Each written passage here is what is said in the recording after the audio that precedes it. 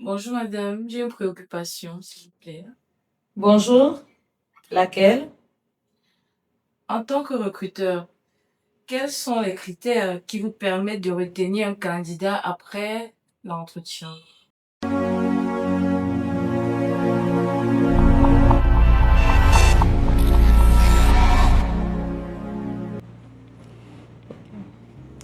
Question pertinente.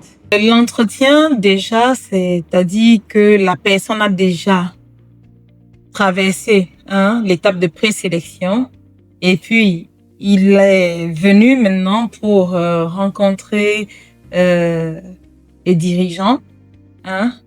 Donc, et pendant cet entretien, il y a beaucoup de questions qu'on lui pose sur la base d'une grille d'entretien, d'un guide d'entretien. Et on observe au moment où il entre en salle, sa posture déjà. Ensuite, son apparence physique, c'est-à-dire son accoutrement vestimentaire, sa coiffure.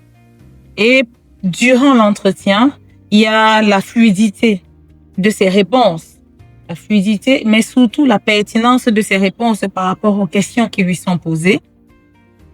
Et après l'entretien, au moment de faire le closing d'évaluation avec les responsables d'unité ou de l'entreprise cliente, on rentre maintenant dans des éléments d'analyse de sa maturité. À savoir, est-ce qu'il est marié? Quel est le nombre d'enfants qu'il a? Et en même temps, on va même aller plus loin parce que si c'est un poste qui nécessite beaucoup de temps de travail et qui a des contraintes de présence et de l'astreinte, on peut aller même jusqu'à se demander est-ce qu'on ne peut pas ou ne doit pas prendre quelqu'un qui n'a pas d'attache. Vous voyez, n'est-ce pas? Mais si c'est un poste qui nécessite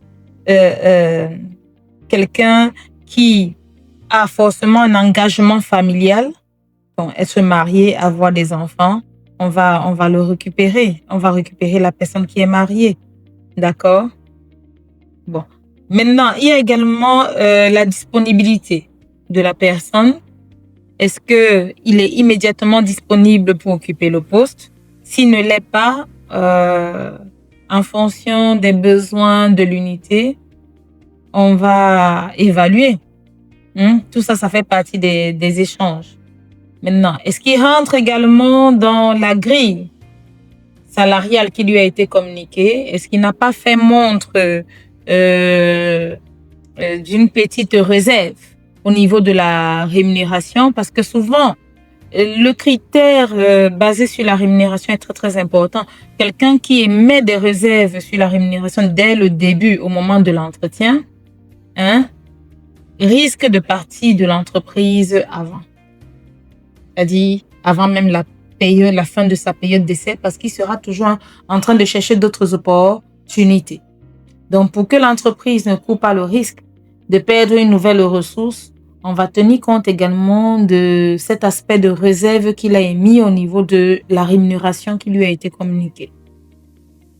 Donc, tous ces éléments-là, ça concourt à la sélection définitive, autant pour moi, du candidat. Parce qu'en fait, il a déjà traversé l'étape de présélection qui est basée plus sur la maturité professionnelle, c'est-à-dire durée de l'expérience professionnelle, niveau d'études, âge et autres et autres.